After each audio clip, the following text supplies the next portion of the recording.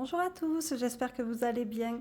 Aujourd'hui, on se retrouve dans la rubrique J'aide une budgéteuse et nous allons faire le budget de Bichette. Bichette m'a contacté pour envoyer un petit peu son budget. Ce sera un budget pour un couple avec 2 enfants. On va démarrer en faisant son budget de février. Voilà, je vous expliquerai pourquoi par la suite. Pour les revenus, nous avons salaire à 790 et un deuxième à 1162. Là, c'est vraiment le budget du couple. C'est pour ça qu'on met 2 salaires. Souvent, c'est chacun fait son propre budget et on paye après en commun les choses. Et des fois, quand on a directement un compte commun, autant faire son budget ensemble une bonne fois. On va faire le total du salaire. Voilà. Nous sommes à 1952. Nous allons passer aux charges fixes. ENI, 164 €. Ensuite, Groupama pour 102. Bouygues, 56 €. Nous avons Free, 34. La taxe foncière. Ça, c'est très bien aussi quand on a une taxe foncière de la payer mensuellement. Parce que c'est vrai que si on attend la fin d'année, ça fait quand même une grosse somme. Ensuite, nous avons l'eau pour 60. Carte joint pour 10 €. Assurance vie, 40 €. Voilà, pour les dépenses fixes, on va faire notre total. 164 plus 102 plus 56 plus 34 plus 81 plus 60 plus 10 plus 40. 547. Les dettes et crédits. Ici, nous avons crédit voiture, 50 €. Crédit maison pour 715. Paiement en 4 fois, 25 €. Et un paiement en 3 fois à 51 €.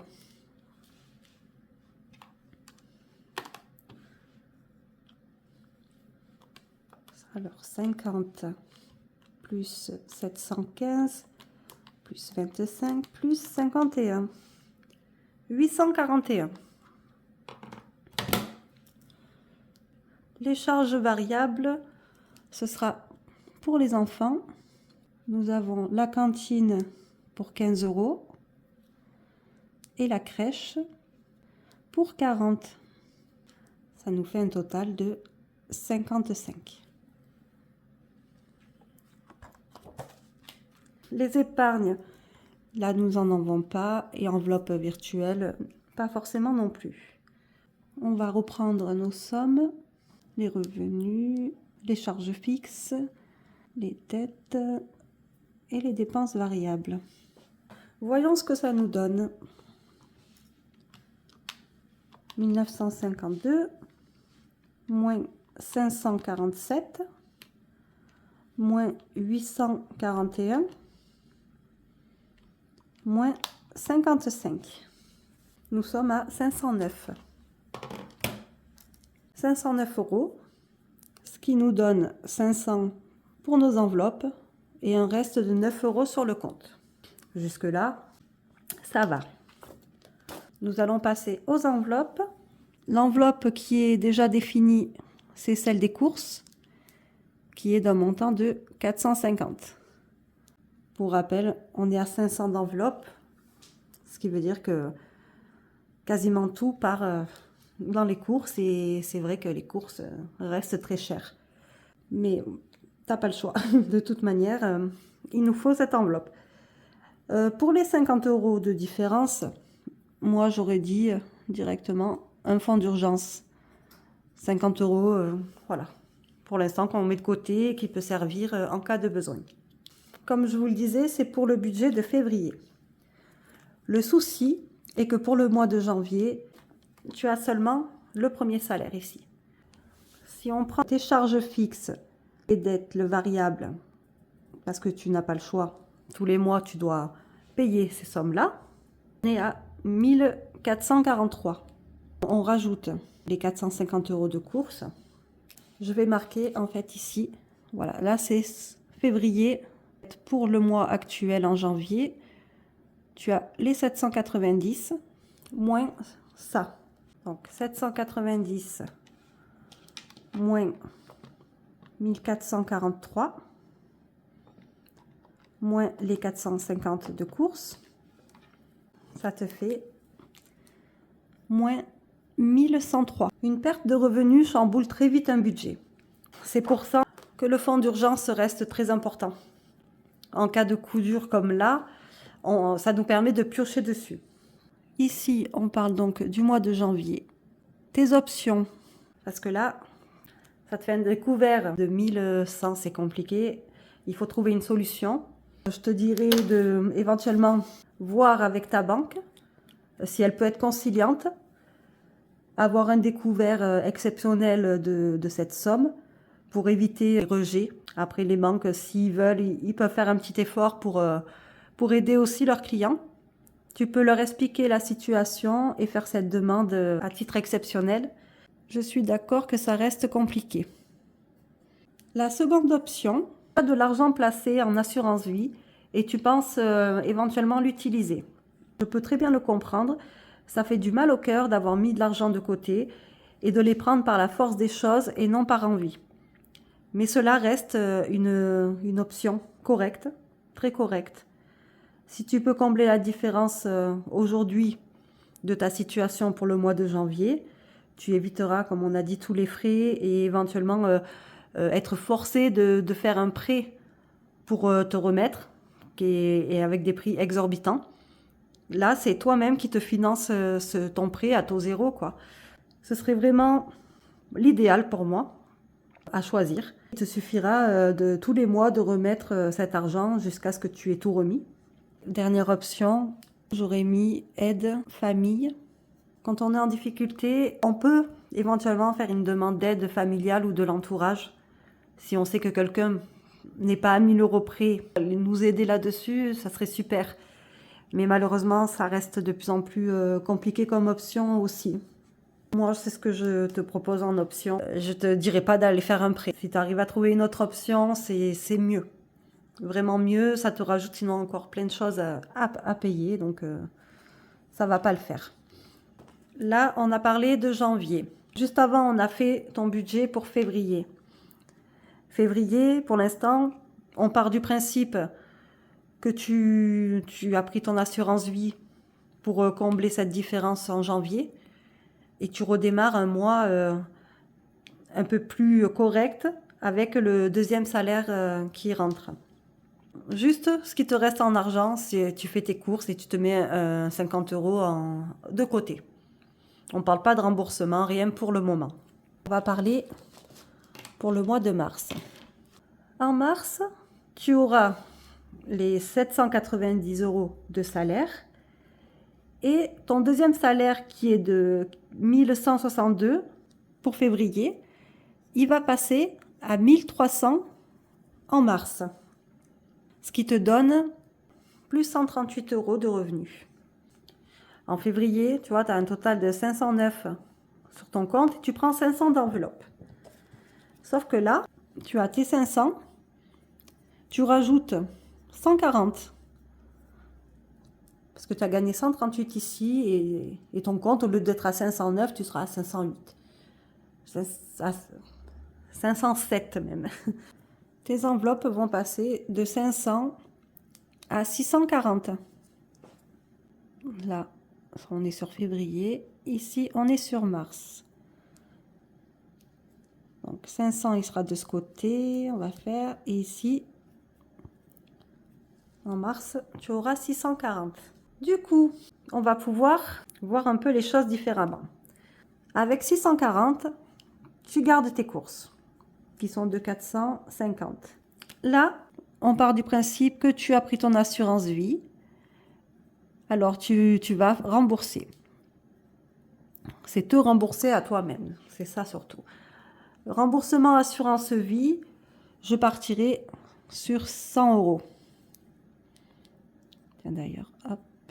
Tu prends les 1100, t'en as pour 11 mois. Donc, c'est pas bien grave. C'est embêtant, mais c'est pas grave.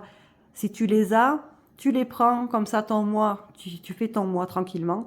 Tu rembourses sur l'année. Et en fin d'année, ça y est. Tu as tout remboursé et tu mettras de l'épargne. Alors, fonds d'urgence, moi, je suis partie sur 30.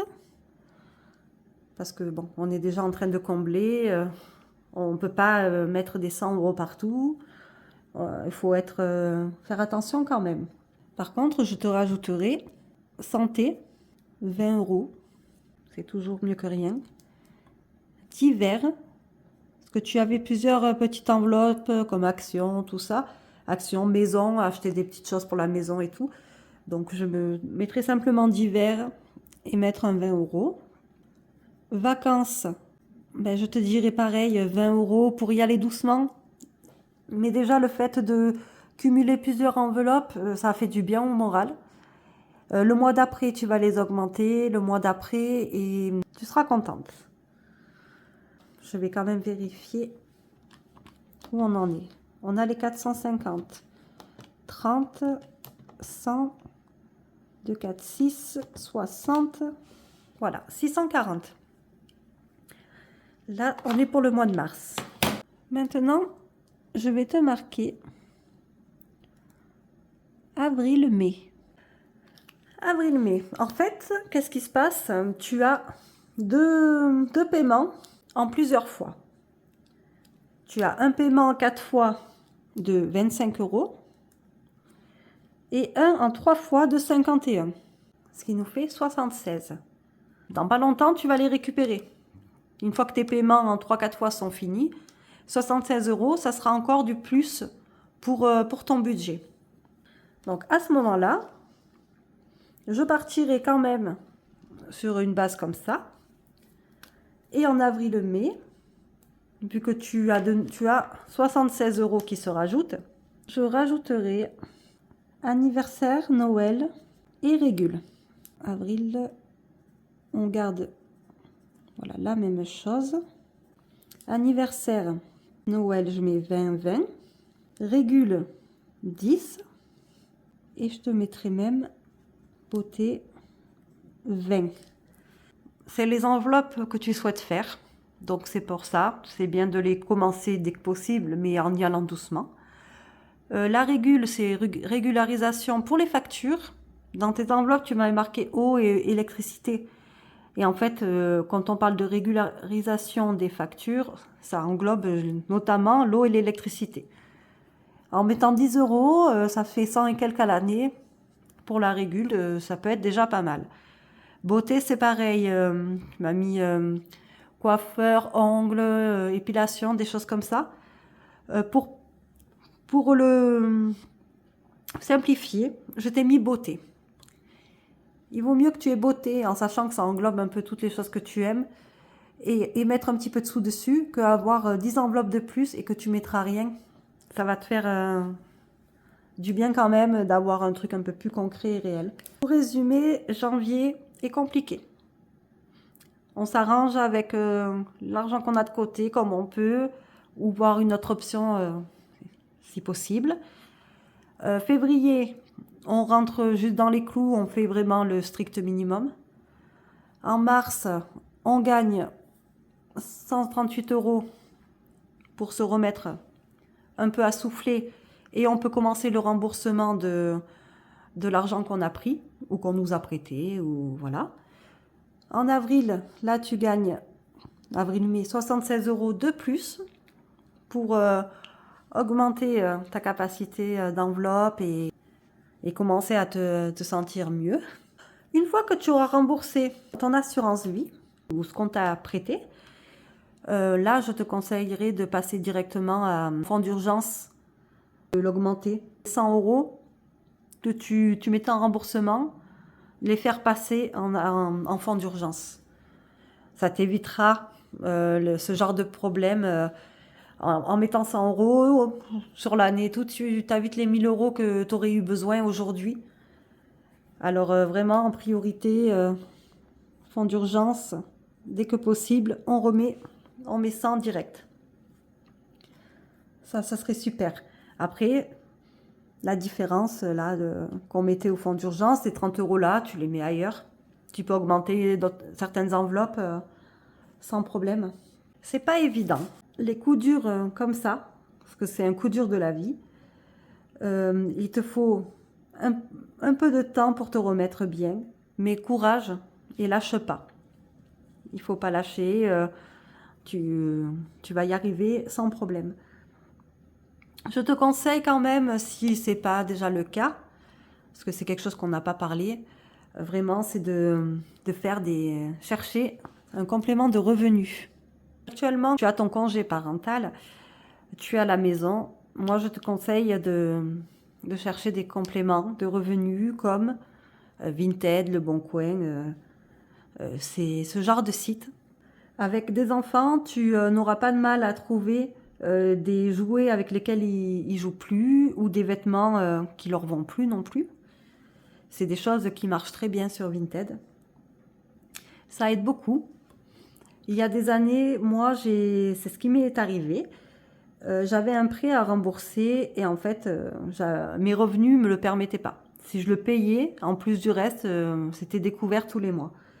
Je me suis mis du coup à fond sur Vinted. J'avais le temps pour ça, donc j'arrêtais pas de faire des nouvelles annonces, de remettre à jour, faire de belles photos et tout ce qu'il faut pour. Ce qui m'a permis, en fait, grâce à Vinted, j'ai pu rembourser mon prêt.